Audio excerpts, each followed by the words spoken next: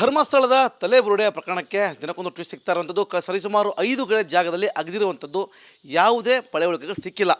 ಅಂದರೆ ಕಳೆಬರಹವನ್ನು ಹುಡುಕಲಿಕ್ಕೆ ಸಾಕಷ್ಟು ಶೋಧ ಕಾರ್ಯ ಮಾಡಿದ್ರು. ನೂರಾರು ಅಧಿಕಾರಿಗಳು ಜೊತೆಗೆ ಒಂದಿಷ್ಟು ಎಕ್ಸ್ಪರ್ಟ್ ಆದಂಥ ನೆಲವನ್ನಾಗಿರುವ ಒಂದಿಷ್ಟು ಜನರು ಎಲ್ಲರನ್ನ ತೆಗೆದುಕೊಂಡು ಈಗ ಕಾರ್ಯವನ್ನು ಶೋಧ ಮಾಡ್ತಿರುವಂಥದ್ದು. ಆದರೆ ಯಾವುದೇ ಕಾರಣಕ್ಕೂ ಇದುವರೆಗೂ ಅಲ್ಲಿ ಏನೂ ಸಿಕ್ಕಿಲ್ಲ.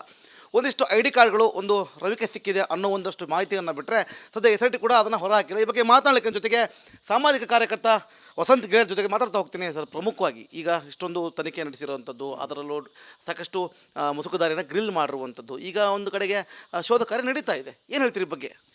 ಸರ್, ಇದು ನೋಡಿ, ಈಗ ಒಬ್ಬ ಮುಸುಗುದಾರಿ ಬರ್ತಾನೆ, ಒಂದು ನಾಟಕೀಯವಾದಂಥ ಬೆಳವಣಿಗೆಗಳು ನಡೀತಾ ಇವೆ. ಈ ಡ್ರಾಮಾವನ್ನು ಇಡೀ ವಿಶ್ವ ನೋಡ್ತಾ ಇದೆ. ಈಗ ಯಾವ ಕ್ಷೇತ್ರದ ಮೇಲೆ ಇವರು ಎಲ್ಲಿ ಧರ್ಮಸ್ಥಳ ಅಂತ ಹೇಳ್ತಾರೆ, ಧರ್ಮಸ್ಥಳಕ್ಕೆ ಏನು ತೇಜೋವಧೆ ಮಾಡಬೇಕು, ಧರ್ಮಸ್ಥಳದ ಧರ್ಮಾಧಿಕಾರಿಗಳ ಕುಟುಂಬವನ್ನು ತೇಜೋವಧೆ ಮಾಡಬೇಕು ಅನ್ನೋ ಉದ್ದೇಶ ಇದೆಯಲ್ಲ, ಅದನ್ನು ಈ ಮೂಲಕ ಅವರು ಮಾಡ್ತಿರುವಂಥದ್ದು. ನಿಮಗೆ ನಾನು ನೆನಪಿಸ್ಕೊಡ್ತೀನಿ, 2002ರಲ್ಲಿ ಗೋದ್ರ ಹತ್ಯಾಕಾಂಡ ಆಗ್ತದೆ ಅಂತೇಳಿ ಆಗ್ತದಲ್ಲ, 2005ರಲ್ಲಿ 25 ಶವಗಳನ್ನು ತೀಸ್ತಾ ಸೆಟಲ್ವಾಡು ಹೊರತೆಗೆಯುವಂಥ ಒಂದು ಪ್ರಕರಣ ನಡೆಯುತ್ತೆ.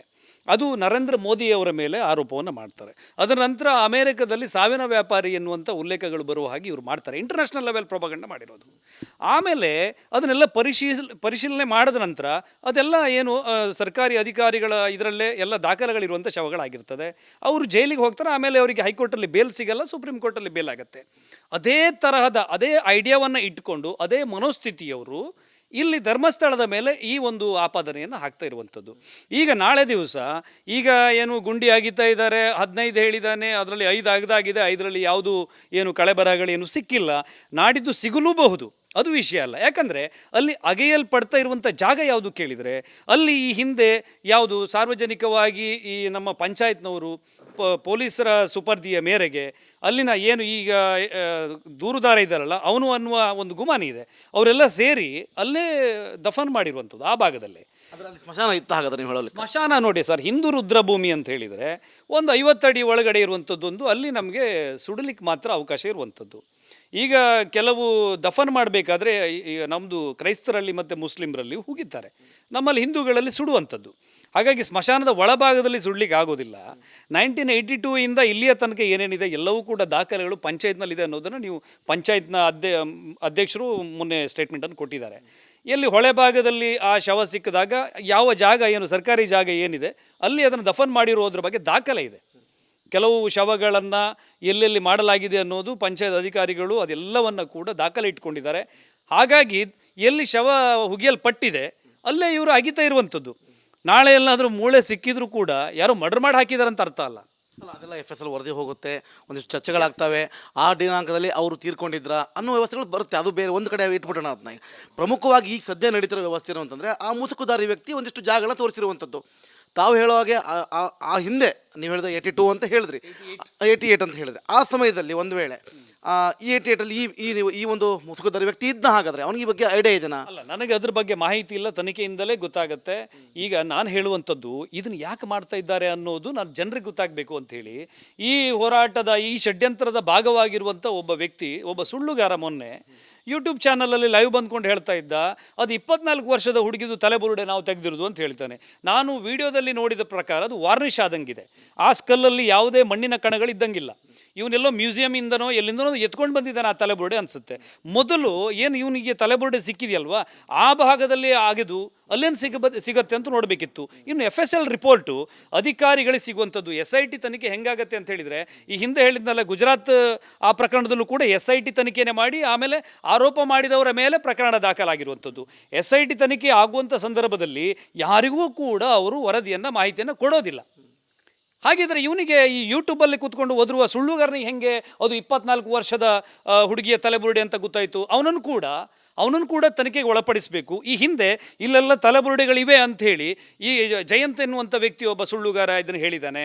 ಆಮೇಲೆ ಬೇರೆ ಬೇರೆ ಈ ಹೋರಾಟಗಾರರು ಈ ಷಡ್ಯಂತ್ರ ಮಾಡುವಂಥ ಕೂಟದವರು ರಿಪೀಟೆಡ್ಲಿ ಹೇಳಿದ್ದಾರೆ. ಹಾಗಾದರೆ ಒಂದು ಕಡೆಗೆ ಈಗ ಸ್ನಾನಘಟ್ಟದ ಎಡಭಾಗದಲ್ಲಿರ್ತಕ್ಕಂಥ ಒಂದಿಷ್ಟು ಗುಡ್ಡಗಾಡು ಪ್ರದೇಶ, ಅಂದರೆ ಒಂದು ಅರಣ್ಯದ ಭಾಗ ಇರುವಂಥದ್ದು, ಅಲ್ಲಿ ಒಂದಿಷ್ಟು ಜಾಗಗಳನ್ನ ತೋರಿಸಿರುವಂಥದ್ದು. ಹಾಗಾದರೆ ಸ್ನಾನಘಟ್ಟದ ಬಲಭಾಗ ಆಗಿರ್ಬೋದು, ಇನ್ನು ಕನ್ಯಾಡಿಯ ಬಳಿ ಒಂದು ಲಾಡ್ಜ್ ಹತ್ರನೂ ಒಂದು ಜಾಗವನ್ನು ಮಾಡಿ ಬಂದಿರೋದು. ಅಂದರೆ ಅದನ್ನು ಪ್ರಮುಖವಾಗಿ ಇದೇ ಜಾಗ ಅಂತ ಅಲ್ಲಿ ತೋರಿಸಿಲ್ಲ, ಇಲ್ಲಿ ತೋರಿಸಿದಾರೆ. ಹಾಗಾದರೆ ಅಂದರೆ ಈ ನದಿಯ ಪಾತ್ರದ ಪಕ್ಕದಲ್ಲಿ ಒಂದು ಜಾಗ ಇದೆ, ಒಂದು ಲೈಟಿನ ಕಂಬ ಇದೆ, ಅಲ್ಲೂ ಕೂಡ ನಂಬರ್ 13 ವ್ಯವಸ್ಥೆ ಮಾಡಿದ್ದಾರೆ. ಈ ಬಗ್ಗೆ ಏನು ಹೇಳ್ತೀರಾ ಹಾಗಾದರೆ? ನೋಡಿ ಸರ್, ಎಲ್ಲೇ ಮಾಡಿರಲಿ, ಯಾಕಂದರೆ ಈಗ ಅವನು 15 ಜಾಗಗಳನ್ನು ಈಗಾಗಲೇ ತೋರಿಸಿದ್ದಾನೆ. 15ರಲ್ಲಿ 5ರಲ್ಲಿ ಆಗಿದೆ, ಏನು ಕೂಡ ಸಿಕ್ಕಿಲ್ಲ. ಈಗ ಬಟ್ಟೆ ಈ ನದಿ ಬದುವಿನಲ್ಲಿ ಹೋದರೆ ಈಗ ಮೊನ್ನೆ ಒಂದು ದೊಡ್ಡ ಒಂದು ಉತ್ಸವ ಆಯಿತು ಕೇರಳದಲ್ಲಿ, ತುಂಬ ಅಂಡರ್ವೇರ್ಗಳು ಸಿಕ್ಕಿವೆ. ಹಾಗಂತೇಳಿ ಇಲ್ಲೇನೋ ಆಯಿತು ಅಂತೇಳಿ ಹೇಳೋಕ್ಕಾಗೋದಿಲ್ಲ. ಯಾಕಂದರೆ ನದಿಯ ಬದುವಿನಲ್ಲಿ ಬಳೆಚೂರು, ಸೀರೆ, ರವಿಕೆ, ಕಣಗಳು ಎಲ್ಲ ಸಿಗುತ್ತೆ, ಅದೆಲ್ಲವೂ ಕೂಡ ತನಿಖೆಗೆ ಒಳಪಡಬೇಕಾಗ್ತದೆ. ಯಾವುದೇ ಕಳೆಬರಹದ ಈ ಅಂಶಗಳು ಸಿಕ್ಕಿದ್ರೂ ಕೂಡ ತನಿಖೆ ಆದ ನಂತರವೇ ಗುರುತಾಗುವಂಥದ್ದು. ಆಮೇಲೆ ಅದಕ್ಕೆ ಇವನನ್ನು ಕೂಡ ಏನು ಅದಕ್ಕೆ ಸಂಬಂಧಪಟ್ಟಂಥ ತನಿಖಾಧಿಕಾರಿಗಳು ಮಾಡ್ತಾ ಇದ್ದಾರೆ, ಅದ್ರ ನಂತರವೇ ಆಗುತ್ತೆ. ಅಷ್ಟರ ಒಳಗಡೆ ಯಾರು ಕೂಡ ಯಾವುದೇ ಏನು ಜಡ್ಜ್ಮೆಂಟನ್ನು ಕೊಡಬಾರ್ದು ಅನ್ನೋದು ನನ್ನ ಅನಿಸಿಕೆ. ವಯಸ್ಕರನ್ನು, ವಿದ್ಯಾರ್ಥಿನಿಯರನ್ನೇ ಪರ್ಟಿಕ್ಯುಲರ್ ಆಗಿ ನಾನೇ ತೊಗೊಂಡು ಹೋಗಿದ್ದೀನಿ, ಈ ರೀತಿ ಮಾಡಿಕೊಟ್ಟಿದ್ರು, ನಾನೇ ಹೋಗಿದ್ದೀನಿ ಅಂತಕ್ಕಂಥ ವಿಚಾರಗಳನ್ನ ಬಯಲುಪಟ್ಟಿರೋದು. SIT ಮುಂದಾಗಿರ್ಬೋದು, ಅದನ್ನು ಪ್ರಮುಖವಾಗಿ SIT ಪ್ರಮುಖ ಏನು ಅಧಿಕಾರಿಗಳ ಮುಂದೆ ಹೇಳಿರುವಂಥದ್ದು. ಇನ್ನು ಪರ್ಟಿಕ್ಯುಲರ್ ಆಗಿ ಒಂದಿಷ್ಟು ಮ್ಯಾಪನ್ನು ಮಾಡ್ತಾರೆ. ಧರ್ಮಸ್ಥಳದ ಒಂದಿಷ್ಟು ಜಾಗಗಳಲ್ಲಿ ಹೆಣವನ್ನು ಹೂತಾಕಿದೆ ಅಂತ ಹೇಳಿದ ಮುಸುಕುದಾರಿಯ ಮಾತನ್ನು ಕೇಳಿ ಮ್ಯಾಪ್ ಮಾಡ್ತಾರೆ, ಅಲ್ಲಿ ಡ್ರಿಲ್ ಮಾಡ್ತಾರೆ. ಇದೆಲ್ಲ ಆದ ಬಳಿಕ ಇದೀಗ ಒಂದು ಪರ್ಟಿಕ್ಯುಲರ್ ಇಂತಿಷ್ಟು ಜಾಗವನ್ನು ತೋರಿಸಿರುವಂಥದ್ದು. ಈಗ 5 ಜಾಗದಲ್ಲಿ ಸಿಗದೇ ಇರ್ಬೋದು, ಇನ್ನುಳಿದ ಜಾಗದಲ್ಲಿ ಹಾಗಾದರೆ ಇರ್ಬೋದಾ, ಏನು ಹೋಗಿ ಸರ್? ಇದು ಏನು ಗೊತ್ತಾ, ಈಗ ನಾನು ಬಹಳ ಸ್ಪಷ್ಟ ಇದ್ದೇನೆ ಈ ವಿಚಾರದಲ್ಲಿ. ಇದು ಒಂದು ದೊಡ್ಡ ಧಾರ್ಮಿಕ ಕ್ಷೇತ್ರದ ಮೇಲೆ ಅವಮಾನಕರ ರೀತಿಯಲ್ಲಿ ಹೇಳಿಕೆಯನ್ನು ಕೊಡಿಸ್ಬಿಡೋದು. ನಾಳೆ ದಿವಸ ಹೆಚ್ಚಂದ್ರೆ ಏನಾಗುತ್ತೆ ಸರ್? ಹೆಚ್ಚಂದ್ರೆ ದೂರುದಾರ, ಏನು ಪಾಪ ಪ್ರಜ್ಞೆ ಕಾಡಿದಂಥ ವ್ಯಕ್ತಿ ಜೈಲಿಗೆ ಹೋಗ್ಬೋದು. ದಿನಕ್ಕೆ ಸಾವಿರಾರು ಜನ, ಲಕ್ಷಾಂತರ ಜನ ಅಂಥವರೆಲ್ಲ ಜೈಲಿಗೆ ಹೋಗ್ತಾರೆ, ಬರ್ತಾರೆ. ಅವನು ಹೇಳ್ತಾನೆ ಮುಸುಕುದಾರಿ, ಈ ರೀತಿ ಸುಳ್ಳು ಏನಾದರೂ ನಾನು ಹೇಳಿದರೆ ನನಗೂ ಕೂಡ ಶಿಕ್ಷೆ ಆಗುತ್ತೆ, ನನ್ನ ಯಾರು ಕೈ ಬಿಡಲ್ಲ ಹಾಗೆ ಅಂತ ಹೇಳಿ. ಈಗೇನು ಹೇಳ್ತೀನಿ, ಇವತ್ತು ಸರ್ ಆತ್ಮಹತ್ಯೆ ಬಾಂಬರ್ಗಳು ನೀವು ನೋಡಿದಿರಿ ಅಲ್ವಾ? ತನ್ನ ದೇಹಕ್ಕೆ ಬಾಂಬನ್ನು ಕಟ್ಟಿಕೊಂಡು ಸಾರ್ವಜನಿಕನ ಕೊಲ್ಲುವಂಥವ್ರು ಇದ್ದಾರೆ. ಅಂಥದ್ರಲ್ಲಿ ಒಬ್ಬ ವ್ಯಕ್ತಿ ಜೈಲಿಗೆ ಹೋಗಿ ರೆಡಿಯಾಗೇ ಬರ್ತಾನೆ. ನೀವು ಆ ಹುಡುಗಿ ಅತ್ಯಾಚಾರಕ್ಕಾಗಿ ಸತ್ಲು, ನಾನೇ ಊತಿದ್ದು ಅಂತ ಹೇಳ್ತಾನೆ. ಮೀಡಿಯಾ ಏನು ಮಾಡ್ತದೆ ಇವತ್ತು? ಆಲ್ ಜಜೀರಾ ಯಾಕಿಲ್ಲ ಎಂಟರ್ ಆಗುತ್ತೆ? ಇಂಟರ್ನ್ಯಾಷನಲ್ ಯಾವ ಪ್ರಭಾಗಂಡಗಳನ್ನು ಲಾಗಾಯ್ತಿನಿಂದೆಲ್ಲ ಮಾಡ್ಕೊಂಡು ಬಂದರು ಅವರೆಲ್ಲ ಮಾತಾಡ್ತಿದ್ದಾರೆ. ಕೇರಳದ ಕಮ್ಯುನಿಸಮ್ ಏನು ಆ್ಯಕ್ಟಿವಿಟಿ ಮಾಡುವಂಥ ಸಂಸ್ಥೆಗಳು ಮಾತಾಡ್ತವೆ, ಟ್ವಿಟ್ಟರ್ ಟ್ರೆಂಡ್ಗಳನ್ನು ಮಾಡ್ತಾ ಇದ್ದಾರೆ. ಅಂದರೆ ಇವರ ಉದ್ದೇಶ ಸ್ಪಷ್ಟ.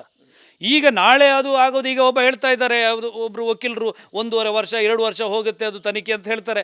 ಈಗ ಆದಂಥ ಡ್ಯಾಮೇಜ್ಗೆ ಯಾರು ಅದನ್ನು ತುಂಬಿಕೊಡ್ತಾರೆ? ಈಗ ಆಯಿತು, ಈಗ ಆಲ್ ಜಜೀರದವ್ರು ಮಾತಾಡ್ತಾ ಇದ್ದಾರೆ, ಇದು ಧರ್ಮಸ್ಥಳದಲ್ಲಿ ಮಾಸ್ ಆಗಿ ಕೊಲೆಗಳಾಗಿವೆ. ಅದೇ ಈಗ ನಿಮ್ಮ ಚಾನಲಲ್ಲಿ ಒಬ್ಬ ವಕೀಲ ಅಂತ ಹೇಳ್ಕೊಂಡು ಒಬ್ಬ ವ್ಯಕ್ತಿ 369 ಅತ್ಯಾಚಾರ ಆಗಿದೆ ಅಂತೇಳಿ ಎಲ್ಲಿದೆ ಇದು ಡಾಕ್ಯುಮೆಂಟ್? ಇವನ ಹತ್ರ ಯಾವ ಡಾಕ್ಯುಮೆಂಟ್ ಆಧಾರದಲ್ಲಿ ಹೇಳ್ತಾ ಇದ್ದಾನೆ? ಎಲ್ಲಾಗಿದೆ ಇದು?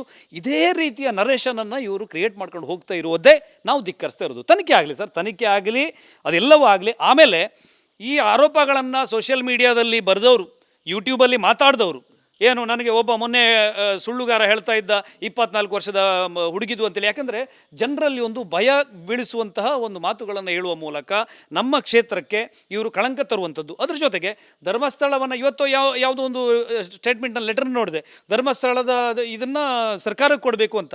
ಇವರ ಷಡ್ಯಂತ್ರ, ಇವರ ಸಂಚು, ಧರ್ಮಸ್ಥಳ ಕ್ಷೇತ್ರವನ್ನು ಇವರು ಮುಜರಾಯಿ ಇಲಾಖೆಗೆ ಸೇರಿಸಬೇಕು ಎನ್ನುವ ಒಂದು ಅದರ ತಂತ್ರದ ಭಾಗ. ಮತ್ತು ಇಡೀ ಧಾರ್ಮಿಕ ಶ್ರದ್ಧಾ ಕೇಂದ್ರಕ್ಕೆ ಇವರು ಶಬರಿಮಲೆ ಅಯ್ಯಪ್ಪ ಸ್ವಾಮಿ ಟೆಂಪಲ್ಗೆ ಏನೇನು ಮಾಡಬೇಕು ಡ್ಯಾಮೇಜ್ ಅವ್ರು ಮಾಡಿಬಿಟ್ರು, ತಿರುಪತಿ ಟೆಂಪಲ್ಗೆ ಏನೇನು ಮಾಡಬೇಕು ಮಾಡಿಬಿಟ್ರು, ನಮ್ಮ ಸದ್ಗುರು ಅವ್ರ ಮೇಲೆ ಏನೇನು ಮಾಡಬೇಕು ಮಾಡ್ತಾ ಇದ್ದಾರೆ. ಬಾಬಾ ರಾಮದೇವ್ ಅವ್ರ ಬಗ್ಗೆ ಮಾಡಿದರು. ಸುಧಾಮೂರ್ತಿ ಅವರು ರಾಜ್ಯಸಭಾ ಸದಸ್ಯರ ಆದ ತಕ್ಷಣ ಅವ್ರ ಮೇಲೆ ಇವರು ಅಲಿಗೇಷನ್ ಹಾಕಿಬಿಟ್ರು. ಧರ್ಮಸ್ಥಳದ ಧರ್ಮಾಧಿಕಾರಿಗಳನ್ನು ರಾಜ್ಯಸಭಾ ಸದಸ್ಯರಾಗಿ ನಾಮಿನೇಷನ್ ಮಾಡಿದ ಮೇಲೆ ಈ ಷಡ್ಯಂತ್ರಗಳು ಇದೆಲ್ಲ, ಈ ಒಂದು ಅತ್ಯಾಚಾರ ಆಯಿತು ಅಂಥೇಳಿ ಆ ದಿಕ್ಕನ್ನು ತಪ್ಪಿಸುವಂಥದ್ದು, ಅತ್ಯಾಚಾರವನ್ನು ಇವರು ಮಾಡಿದ್ದಾರೆ ಅಂಥೇಳಿ ಎರಡೆರಡು ಸ್ಟ್ರಾಂಗ್ ಆದಂಥ ಚಾರ್ಜ್ ಶೀಟ್ಗಳು ಸಲ್ಲಿಕೆ ಆಗ್ತದೆ. COD ಸರ್, ಈ ದೇಶದಲ್ಲಿ ಅತ್ಯುತ್ಕೃಷ್ಟ ಮಟ್ಟದ ತನಿಖಾ ಸಂಸ್ಥೆ ಅಂದರೆ ಯಾವುದು? CBI ಅಷ್ಟು ಸಾಕ್ಷಿ ಆಧಾರಗಳನ್ನು ಸಂಗ್ರಹಿಸಿ ಕೊಟ್ಟರೂ ಕೂಡ ಇವರು ಏನು ಸಾಕ್ಷಿದಾರರನ್ನು ಕೊನೆಯ ಹಂತದಲ್ಲಿ ಕೋರ್ಟ್ನಲ್ಲಿ ಉಲ್ಟಾ ಸಾಕ್ಷಿ ಆಗುವ ಹಾಗೆ ಮಾಡುವ ಮೂಲಕ ಒಂದು ರೀತಿ ವಾತಾವರಣದಲ್ಲಿ, ಈ ವ್ಯವಸ್ಥೆಯಲ್ಲಿ ಈ ಕ್ಷೇತ್ರಕ್ಕೆ ಕಳಂಕ ತರುವಂಥ ಸ್ಪಷ್ಟವಾದಂಥ ಕೆಲಸವನ್ನು ಇವರು ಮಾಡ್ತಾ ಇದ್ದಾರೆ. ಕೊನೆಯದಾಗಿ ಹೇಳ್ತೇನೆ ನಾನು ನಿಮಗೆ, ಒಂದು ಕಡೆ SIT ತನಿಖೆ, ಮತ್ತೊಂದೆಡೆ ಈ ಕ್ಷೇತ್ರಕ್ಕೆ ಕೇವಲ ನಿಮ್ಮ ಜಿಲ್ಲೆ ಅಷ್ಟೇ ಅಲ್ಲ, ಈ ಅಕ್ಕಪಕ್ಕ ಜಿಲ್ಲೆಗಳ ಮಾತ್ರ ಅಲ್ಲ, ದೇಶ ಆಗಿರ್ಬೋದು, ರಾಜ್ಯ ಆಗಿರ್ಬೋದು, ರಾಷ್ಟ್ರವಾಗಿರ್ಬೋದು, ಪ್ರತಿಯೊಂದು ಜಿಲ್ಲೆಗಳಿಂದ ಜನರು ಒಂದಿಷ್ಟು ಆಸೆಗಳನ್ನ ಇಟ್ಕೊಂಡು, ಒಂದು ಸ್ವಲ್ಪ ಮುಡುಗವನ್ನು ಕಟ್ಕೊಂಡು, ಒಂದಿಷ್ಟು ಬೇಡಿಕೆಗಳನ್ನ ಇಟ್ಕೊಂಡು ಬರೋ ಒಂದು ವ್ಯವಸ್ಥೆ ಆಗ್ತಿರುವಂಥದ್ದು. ಅವರ ಧಾರ್ಮಿಕ ಭಾವನೆ ಇದೀಗ ಧಕ್ಕೆ ಆಗಿದೆ. ಮತ್ತು ತನಿಖೆ ಬಗ್ಗೆ ಇಲ್ಲ, ಕೊನೆಯದಾಗಿ ಏನು ಹೇಳ್ತೀರಿ ಸರ್? ಅದೇ ಸರ್, ಈಗ ಧರ್ಮಸ್ಥಳ ಅಂತೇಳಿದರೆ ನಮ್ಮಲ್ಲಿ ಇದು ಒಂದು ಹೆಡ್ ಆಫೀಸ್, ನಾವು ದೈವಾರಾಧಕರು, ಇದು ದೈವಭೂಮಿ ಅಂತ ಪರಿಗಣಿಸೋದಾದರೆ ನಮ್ಮಲ್ಲಿ ಕಡಸಾಲೆ ಹಿಡ್ಕೊಂಡು ಗಗ್ಗರ ಹಾಕ್ಕೊಂಡು ದೈವ ಆಳಿ ಬಂದಾಗ ಒಡೆಯ ಮಂಜುನಾಥ ಅಂತೇಳಿ ದೈವ ಹೇಳ್ತದೆ. ಭೂತಾರಾಧಕರನ್ನೆಲ್ಲ ಇದು ನಮ್ಮ ಇಡೀ ಏನು ನಡಾವಳಿಗಳಲ್ಲಿ ಧರ್ಮಸ್ಥಳಕ್ಕೆ ಒಂದು ವಿಶೇಷವಾದಂಥ ಒಂದು ಗೌರವ ನಂಬಿಕೆ ನೆಲೆಗಟ್ಟಿನಲ್ಲಿ ನಡೆಯುವಂಥದ್ದು.